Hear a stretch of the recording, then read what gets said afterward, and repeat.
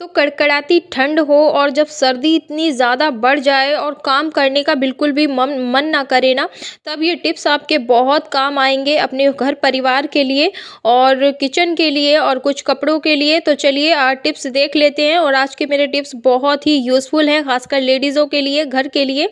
तो यहाँ पे देख लेते हैं टिप्स नंबर 1। तो टिप्स नंबर 1 है मेरी फिंगर्स को लेकर। तो विंटर में क्या होता है, जो लेडीज़ें होती हैं उनका पानी में हाथ ज़्यादा रहता है, सारा दिन बर्तन धोना, कपड़े धोना, पोछा लगाना, इन सभी में जो हमारी उंगलियां हैं ना वो बहुत ज़्यादा सूज जाती हैं और बहुत ज़्यादा ईचिंग भी होती है। ऐसा सिर्फ हाथों के साथ नहीं, हमारे पैरों के साथ भी होता है। फिर हम थक हार के जब अपने बिस्तर में जाते हैं, सोते हैं, तो हमें बहुत ज़्यादा ईचिंग और इरिटेशन होती है।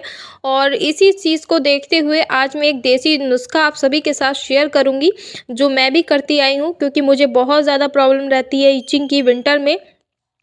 तो मैंने ले लिया है यहाँ पे 1 चम्मच सॉल्ट और आप इसकी जगह पे फिटकरी भी ले सकते हैं। फिटकरी और जल्दी असर करती है, बट आपके पास अगर फिटकरी नहीं है तो नमक भी वही काम करेगी जो काम फिटकरी करती है।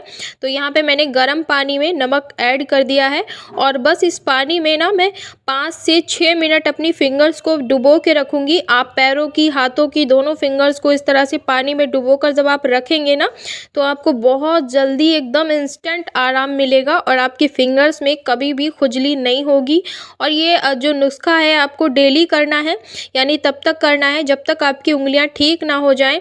तो मैं हर रोज़ करती हूँ और 3-4 दिन में ही मेरी उंगलियां बिल्कुल ठीक हो जाती हैं। और मैं ये बचपन से करती आई हूँ। मुझे बहुत बहुत ज़्यादा इचिंग प्रॉब्लम होती है, विंटर में मेरी उंगलियां बहुत ज़्यादा सूज जाती हैं।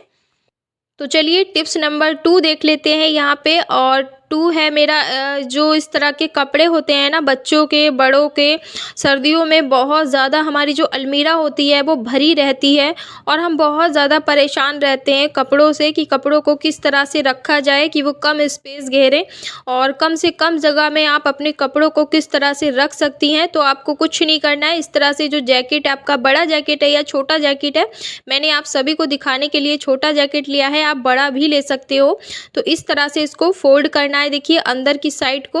और ये बहुत ही इजीली हो जाता है और इतनी आराम से आप इसे ना जैसे कहीं आप लॉन्ग ड्राइव पे, वेकेशन पे घूमने जाते हो तो आप अपने बैग में भी इसे कैरी कर सकते हो। इस तरह से बहुत सारे कपड़े आएंगे और इसके अंदर लेयर में आप सॉक्स भी रख सकते हो, जिससे कि आपके सॉक्स खुएंगे भी नहीं और आप आराम से बच्चों के कपड़े निकाल पाएंगी। तो बच्चों के कपड़े ढूंढने में ना बहुत ज़्यादा मुश्किल होती है अलमीरा में, तो खासकर बच्चों के लिए ये टिप बहुत ही काम करेगी आप सभी के लिए।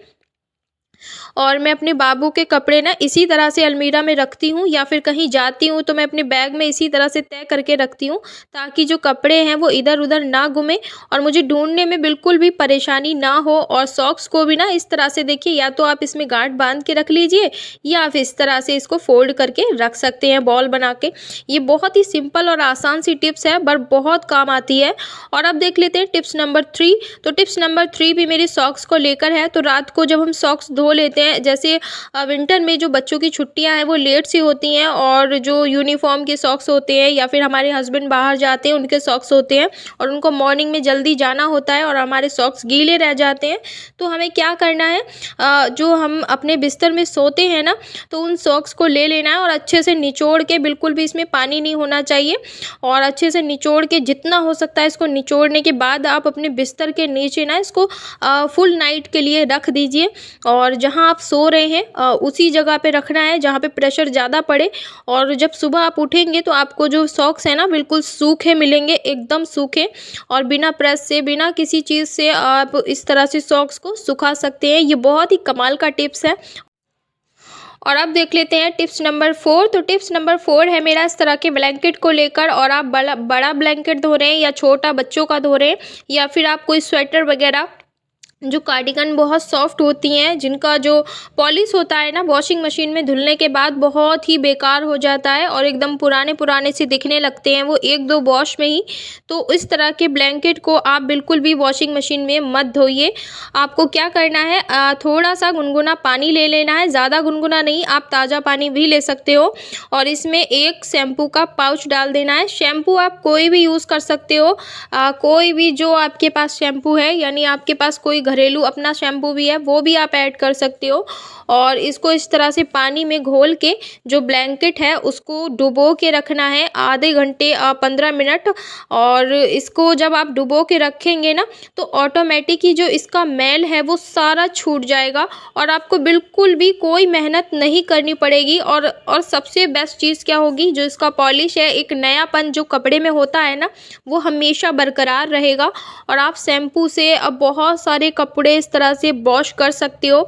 और देखिए कंबल बिल्कुल नया हो गया है मेरा और बिल्कुल भी इसको धोने की मुझे ज़रूरत नहीं पड़ी, मसलने की मलने की ज़रूरत नहीं पड़ी। बहुत ही आसानी से देखिए क्लीन हो गया है। और ये कंबल मेरा 2 साल पुराना कंबल है ध्रुव का। और अब देख लेते हैं टिप्स नंबर 5। तो टिप्स नंबर 5 मेरी बहुत ही कमाल की टिप्स है। तो घर में हमें जब भी चाय पीनी होती है तो इस तरह के जो हमारे पास ये देखिए जो चिराग वगैरह होते हैं ना, इन दीवलों को आपको फेंकना नहीं है। दिवाली के जो भी दीवले होते हैं हम लोग फेंक देते हैं या फिर उनको दोबारा जलाने में काम ले लेते हैं। बट आपको इससे भी एक अच्छा यूज़ में इसका बताने वाली हूँ। बस इनको अच्छे से आपको क्लीन करना है। जो इसका काला कालापन है ना वो बहुत ही अच्छे से आपको छुटाना है। जितना हो सके आप छुटा लीजिए और इस तरह से आप आंच पे ना इनको काला करना है और इस हद तक इसे काला करना है कि ये बिल्कुल ब्लैक हो जाए। तो मैं सिर्फ आपको दिखा रही हूँ और देखिए ये ब्लैक होने लगा है धीरे धीरे। और अगर आप इसे अच्छे से वॉश नहीं करोगे ना तो इसमें से ऑयल छूटने लगता है। तो कोशिश ये हो कि आप जब इसे वॉश करें तो आप तार वाले कूचे से करें ताकि इसका जो ऑयल है ना वो बहुत अच्छे से छूट जाए। और फिर भी थोड़ा थोड़ा रह जाता है लेकिन उससे कोई फ़र्क नहीं पड़ेगा। और क्या करना है आपको, इस तरह जलते हुए चिराग को आपको उबलती हुई चाय में डाल देना है और ये चाय बनकर तैयार होगी कुल्हड़ वाली। जी हाँ, एकदम कुल्हड़ स्टाइल चाय बनेगी और इतना अच्छा इसका टेस्ट आता है, लाजवाब सा टेस्ट आएगा। और बिल्कुल जो हम कुल्हड़ की चाय बाहर में पीते हैं ना बिल्कुल वैसा ही आपको चाय का फ्लेवर आएगा और बहुत ही अमेजिंग सी ये चाय बनकर रेडी हो जाएगी। तो आप देख सकते हैं चिराग जो मैंने दीवले साफ़ किए थे उनको जो मैंने जला के डाला तो कितने अच्छे से इस चाय में उबाल आ गया। और अब देख लेते हैं टिप्स नंबर 6। तो टिप्स नंबर 6 है मेरी मेथी के पराठे को लेकर। तो जब भी आप मेथी का पराठा बनाएं तो उसमें मूली डालना बिल्कुल ना भूलें। अगर होगा ये कि आप जब मूली इसमें ऐड करोगे ना तो आपके पराठे का जो टेस्ट है वो बहुत ज़्यादा बढ़ जाएगा। और एक खाने में या ये जो हल्का सा कड़वापन आपको लगता है ना मेथी में वो नहीं लगेगा। और जो मूली आप इसमें ऐड करोगे उससे बहुत ही अच्छा सा एक फ्लेवर आता है और ऐसा लगता है कि हम मूली और मेथी का पराठा खा रहे हैं। और अब देख लेते हैं टिप्स नंबर 7। तो टिप्स नंबर 7 है हमारे वॉश बेसिन को लेकर। तो वॉश बेसिन जब भी हम साफ़ करते हैं लाइक या तो हम सर्फ से कर लेते हैं या फिर हम किसी विम बार या साबुन वगैरह से करते हैं तो उससे क्या होता है अच्छे से ये छूटता नहीं है। तो हमारा वॉश बेसिन भी हमारे जो टॉयलेट सीट होती है उसी की तरह होता है। तो जैसे हम हार्पिक से अपनी टॉयलेट सीट को साफ़ करते हैं आप उसी तरह से अगर वॉश बेसिन को भी साफ़ करेंगे ना इससे हार्पिक से तो आपका ये जो वॉश बेसिन है ना बहुत अच्छे से साफ़ हो जाएगा और बिल्कुल भी आपको मेहनत करने की ज़रूरत नहीं पड़ेगी इसमें। और जितनी भी पुरानी गंदगी पानी की जमा हो जाती है, जितने भी दाग धब्बे होते हैं ना हार्पिक से बहुत अच्छे से छूट जाते हैं। और ये बहुत कमाल की टिप्स है, मैं हमेशा से ऐसे ही करती हूँ। और देखिए वॉश बेसिन एकदम चमक गया है और ये बहुत ही कमाल का लगा मुझे ये टिप्स। आप लोग ज़रूर अपनाइए अपने घरों में। और मैं हमेशा ऐसे ही करती हूँ, जब भी वॉश बेसिन मुझे अच्छे से क्लीन करना होता है, बिल्कुल नया जैसा चमकाना होता है, तो मैं हार्पिक से इसी तरह से वॉश बेसिन को क्लीन कर लेती हूँ। तो है ना कमाल का टिप्स। और अब देख लेते हैं टिप्स नंबर 8। तो टिप्स नंबर 8 है मेरी इस तरह के आलू को लेकर। तो सर्दियों में जब भी हमारे घरों में आलू आते हैं तो उसमें बहुत ज़्यादा मिट्टी लगी हुई होती है और जब हम सब्ज़ी बनाने चलते हैं तो हमें उसको छूते हुए ना एक इरिटेशन होती है बहुत ज़्यादा। और जितना हम इसको मलने की कोशिश करेंगे उतना ही ये मतलब मिट्टी जो है ना वो और फैलती चली जाती है आलू के ऊपर। तो इसमें तो थोड़ा कम है मिट्टी, लेकिन कुछ आलूओं में ना बहुत मिट्टी होती है। तो आपको क्या करना है, ताज़ा ताज़ा पानी पानी लेना है और इन आलूओं में डाल के रख देना है सिर्फ 15 से 10 मिनट। और उसके बाद जब आप इसे छुएंगे ना तो इनकी जितनी भी डस्ट होगी वो अपने आप से सारी धुल जाएगी और आपको बिल्कुल भी मेहनत करने की ज़रूरत नहीं है।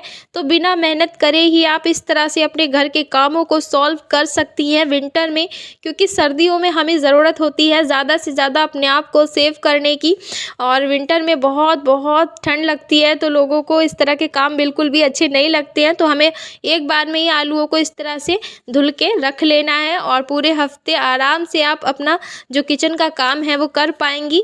और कौन सा टिप्स आज का आपको मेरा अच्छा लगा है वो प्लीज़ मुझे कमेंट करके ज़रूर बताइएगा। और इसी तरह की मज़ेदार वीडियो देखने के लिए मेरे चैनल को लाइक शेयर सब्सक्राइब ज़रूर करना, और मेरे डेली ब्लॉग जो नहीं देखते हैं वो डेली ब्लॉग भी ज़रूर देखें। और मेरी कुल्हड़ बनाने की आज कुल्हड़ वाली जो चाय बनाने का तरीका है वो आप सबको कैसा लगा है मुझे कमेंट बॉक्स में ज़रूर बताइएगा।